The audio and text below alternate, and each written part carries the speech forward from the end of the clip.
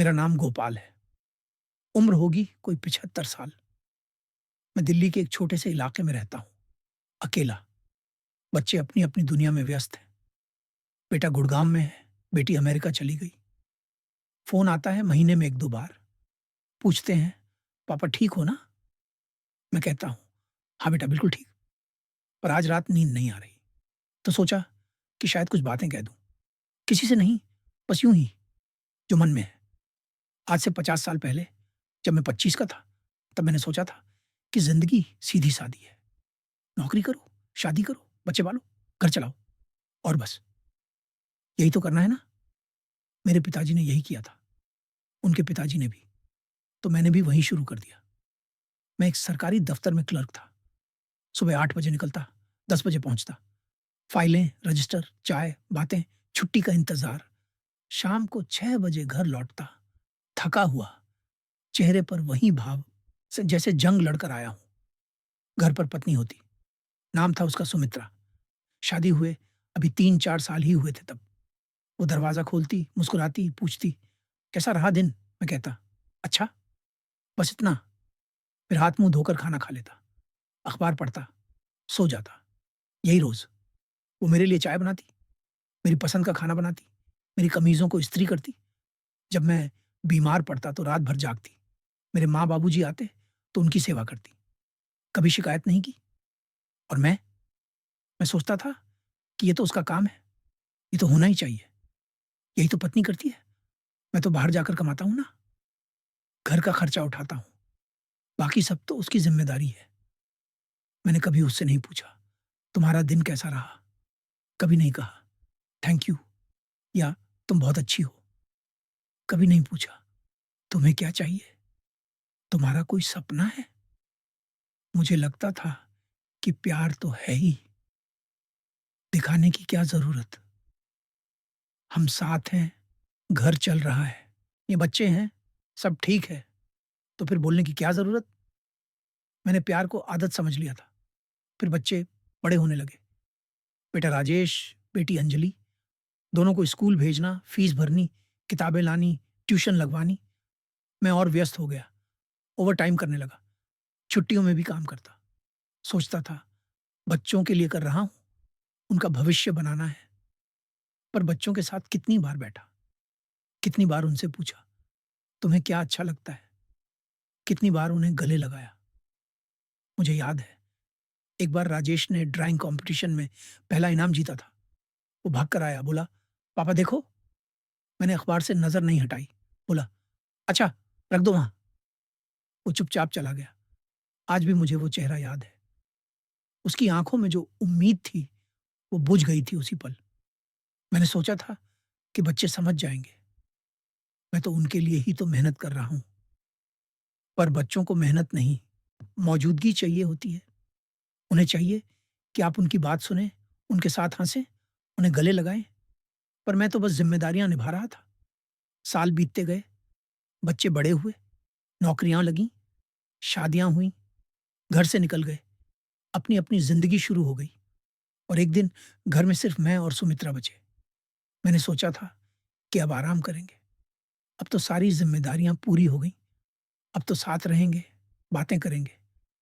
पर जब मैं उससे बात करने बैठता, तो कुछ बोलना नहीं आता था। इतने साल साथ रहे, पर हमने कभी सिर्फ़ 2 लोगों की तरह बात ही नहीं की थी। हमने सिर्फ़ घर चलाया था, रोल निभाए थे, पति-पत्नी, पर दोस्त कभी नहीं बने। वो चुपचाप रसोई में काम करती, मैं टीवी देखता। शाम को साथ बैठते, पर खामोशी होती। कभी-कभी मैं सोचता, क्या बोलूँ? पर कुछ सूझता नहीं। फिर एक दिन उसे दर्द हुआ, सीने में। हमने सोचा गैस है, पर रात को तकलीफ बढ़ गई। मैं उसे अस्पताल ले गया। डॉक्टर ने कहा, हार्ट अटैक है, बहुत कमज़ोर हो गया है दिल। मैं सन्न रह गया। डॉक्टर ने पूछा, स्ट्रेस तो नहीं है? मैंने कहा, नहीं तो। घर में क्या स्ट्रेस? सब ठीक है। पर क्या सच में ठीक था? उसने अपनी ज़िंदगी मुझ पर, बच्चों पर, घर पर लगा दी। कभी अपने लिए कुछ नहीं माँगा। कभी मैंने उससे नहीं पूछा, तुम्हें क्या चाहिए? अस्पताल में 3 दिन रही। मैं उसके पास बैठा रहता, उसका हाथ पकड़ता, उसे माफ़ी माँगना चाहता था, पर शब्द नहीं आते थे। चौथे दिन वो थोड़ी ठीक हुई। मैंने उससे कहा, "सुमित्रा, मुझे माफ़ कर दो।" वो चौंकी, बोली, "औ क्यों?" मैंने कहा, "मैंने तुम्हें कभी अहमियत नहीं दी। तुम्हें सिर्फ़ काम करने वाली समझा। तुम्हारे प्यार को मैंने आदत समझ लिया।"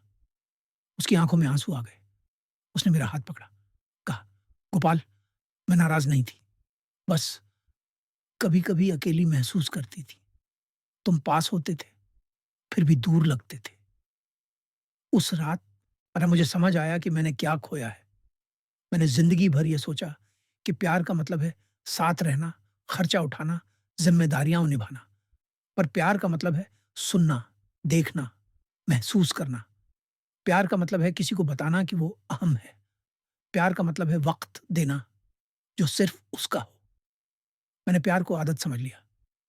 मैंने सोचा कि रोज़ घर आना, रोज़ साथ सोना, रोज़ खाना खाना, ये काफ़ी है।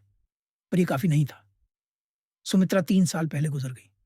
आखिरी कुछ महीनों में मैंने कोशिश की, उससे बातें की, उसे चाय बनाकर दी, उसका हाथ पकड़ कर बैठा, उसे बताया कि वो मेरे लिए कितनी ख़ास थी। पर मुझे लगता है बहुत देर हो चुकी थी। 50 साल की खामोशी 3 महीनों में कैसे टूटती? आज मैं अकेला हूँ, बच्चे दूर हैं, वो भी व्यस्त हैं अपनी ज़िंदगी में। उन्हें भी मैंने वही सिखाया ना कि ज़िम्मेदारियाँ निभाओ, मेहनत करो, आगे बढ़ो। पर उन्हें ये नहीं सिखाया कि रिश्तों में वक़्त दो, सो प्यार ज़ाहिर करो, बातें करो। राजेश जब फ़ोन करता है, तो बस पूछता है, "खाना खाया? दवाई ली? ठीक हो ना?" मैं कहता हूँ, "हाँ बेटा, सब ठीक है।" पर मैं उससे ये कहना चाहता हूँ, "बेटा, अपनी पत्नी से बात करो। उसे बताओ कि तुम उसे प्यार करते हो।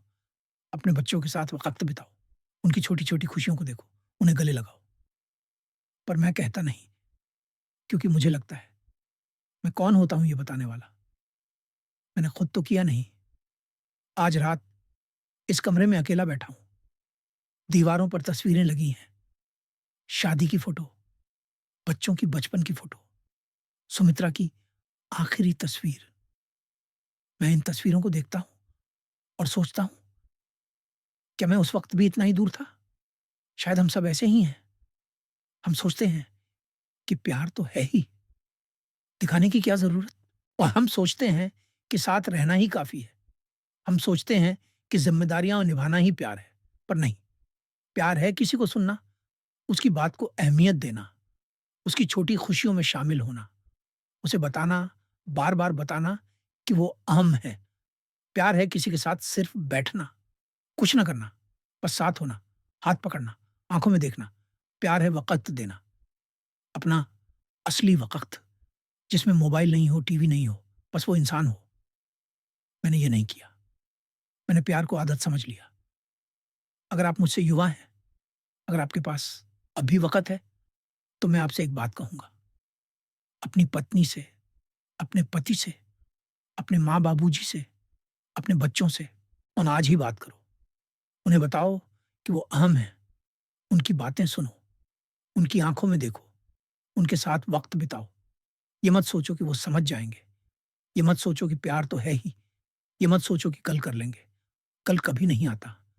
मैं 75 साल का हूँ, मेरे पास बहुत कुछ है, पैसा है, घर है, पेंशन है, पर जिसके लिए ये सब था, वो नहीं है और जो रिश्ते थे, वो दूर हो गए क्योंकि मैंने उन्हें सिर्फ़ ज़िम्मेदारी समझा, प्यार नहीं।